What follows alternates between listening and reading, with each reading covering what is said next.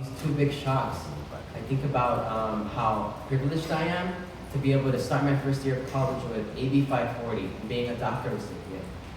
But also sort of the different things that I need to navigate on my own. I'm the only licensed driver in my family, so there are many different things that I need to reschedule. Oh, I can't make it to this meeting because I need to drive my sister to dance class. I got to pick up my mom from work. And so these are different things that many students at the age of 19 don't say. But for undocumented students, it's our everyday life. We need to navigate these different hurdles that other students don't have to go through. And so I think it's important to highlight that many of these campuses need to provide that advocacy. There needs to be staff development for teachers in order for them to know that these students are on their campuses, but also for our community. What can families do now? We can, as Jairo mentioned, we can start preparing our documents, but I think as we are organizing, we need to continue to organize together in our congregations, in our safe spaces, in our high schools, in our quinceañeras. We need to be able to be united together as we continue on, because regardless of the culture and what's happening right now with the congressional and the presidential elections, we need to be sure that we don't let these things affect our communities. We need to be sure that we stay connected and that our media outlets are sharing this, that they're sharing our stories, that they're sharing the importance of these stories. And I think for me that's mostly it, is just the students and how we can't just focus on the cream of the crop. That these students, yes, they go to Harvard, but they spend every night calling their parents asking if they're still home. I have DACA recipients who are at Harvard who are worried about their parents here in Orange County. And Orange County was the first to endorse, I feel, Mitt Romney back in 2012. So we need to realize that within our own context, we need to continue to spread these stories so that the people in Orange County know that there are many of us who are still worried about our parents. And so I think that's what I really want to share is the students, yes, they're perfect and they get good grades, but it comes at a price and they worry about their parents all the time. Thank you so much.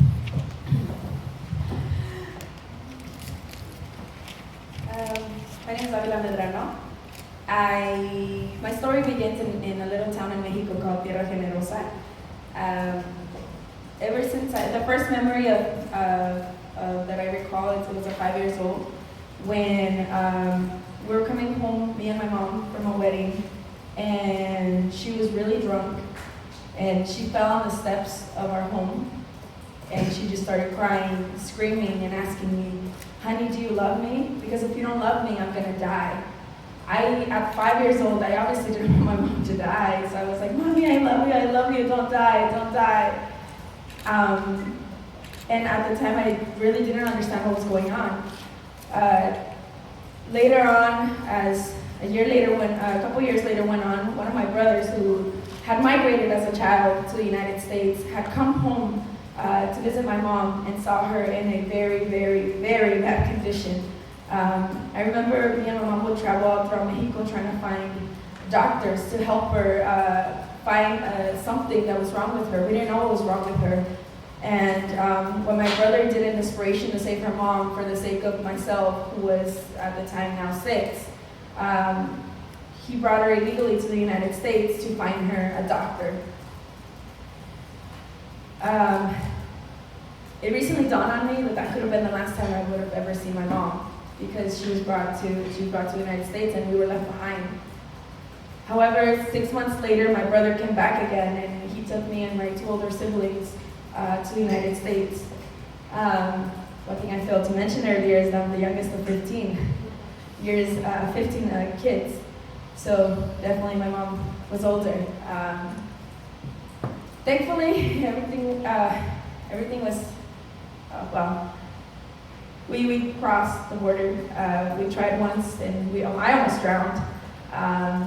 Thankfully, we made it the second time around, and I was able to be reunited with my mother in Phoenix, Arizona, which is where I grew up.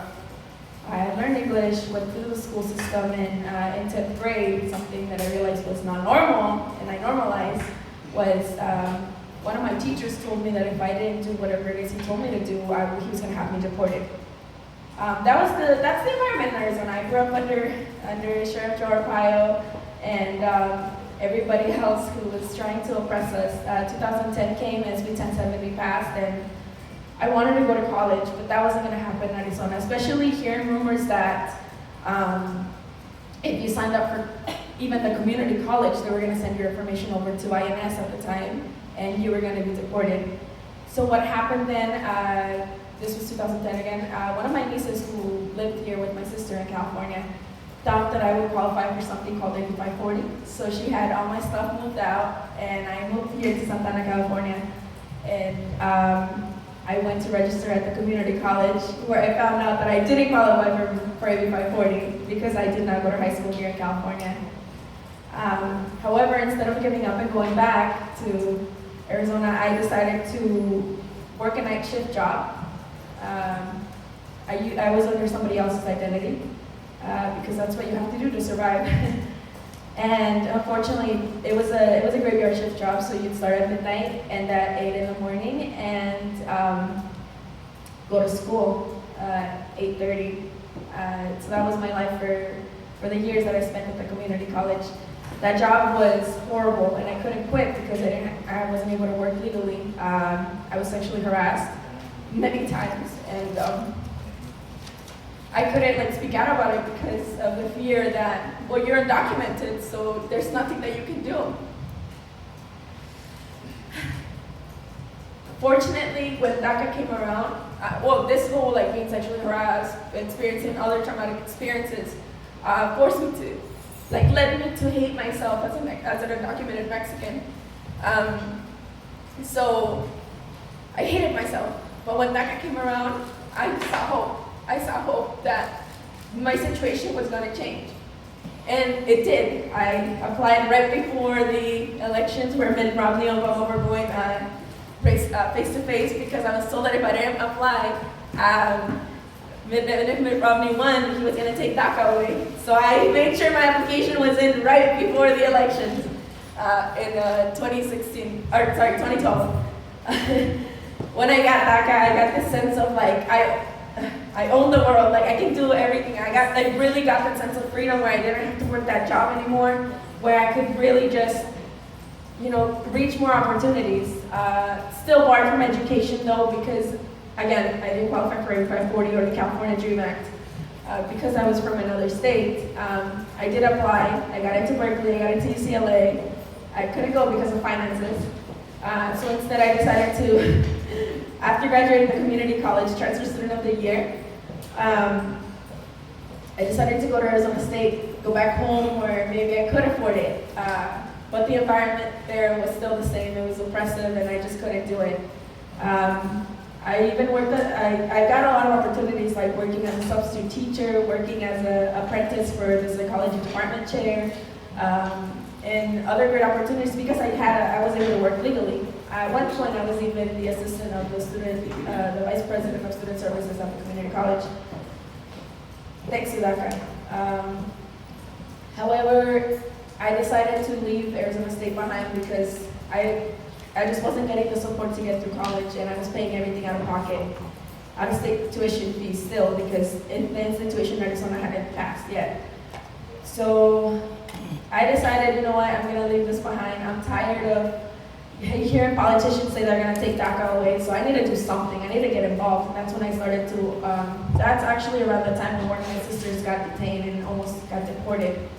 And I saw that people coming together to organize to stop the deportation was really powerful. So I wanted to do that. I wanted to do more because I was tired of living in this limbo. And even though I didn't hate myself as much as I used to before DACA, I still felt like I needed to do something. So that's when I decided, you know what, I'm gonna grab all my things, move back to California and start over.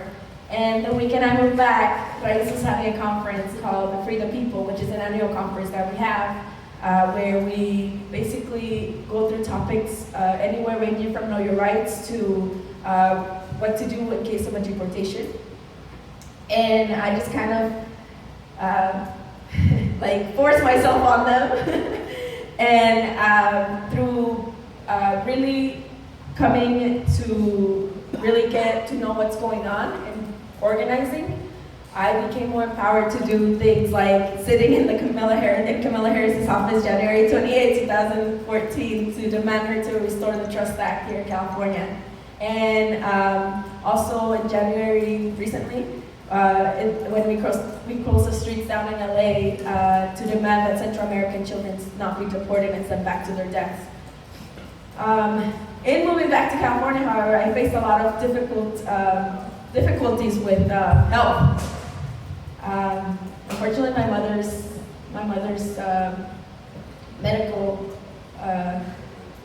medical situation is hereditary, so I actually now was diagnosed with what she has now. And this was 2014 when I moved back to California. I applied for emergency Medi-Cal at the time because I didn't know that DACA recipients could actually apply for Medi-Cal. And they misdiagnosed me the first time when I didn't have any sort of medical care. And they said that I had cancer in my throat, and I was really scared. But I was just freaking out because I didn't think that I was going to be able to afford anything, like any of the treatments. And then I was re-diagnosed again by another doctor after I got DACA, after I got Medi-Cal through DACA, sorry. And it turned out to be my mom's medical situation. Preceding that, I got hit by a car. Thankfully, I had emergency Medi-Cal, so that covered my costs. And then in April of 2015, I got a horrible ear infection, led me again to the emergency room. In the summer, I had a really bad nervous breakdown, so I ended up in the hospital for an entire week. And I am still trying to recover from that. Thankfully, DACA has made it accessible for me to reach medical care, and all my medicines are paid through by Medi-Cal. All my doctor visits are paid through by Medi-Cal. I see a therapist and a psychologist that are paid through by Medi-Cal. So having DACA definitely has had me, even though it's barred me from other opportunities, it's helped me when it actually truly matters. Because at the end of the day, if you don't have your health, you have nothing. So that's something that I'm really thankful for. And I see people like my mother who we have to keep taking her to the doctor and pay for her medical bills. And I'm thankful that I don't have to no longer pay for my medical bills because of DACA, because I was able to access Medi-Cal. And that's something that I really want to call everybody who has DACA to apply for it, because medical bills are expensive, and through everything that I went through, I was happy to have that support to help me pay for all of that. So that's where my story comes from, and definitely reiterate the point of really getting involved with an organization that will help you become empowered and really know, because even though that we undocumented people can't vote, DACA doesn't let you vote, it's just a work permit. We have power, we have people power, and we can really shift things around if we come together and organize and share resources. And like, everybody's scared of Donald Trump, but what are they doing to make sure that he doesn't become president? Thank you, Adam.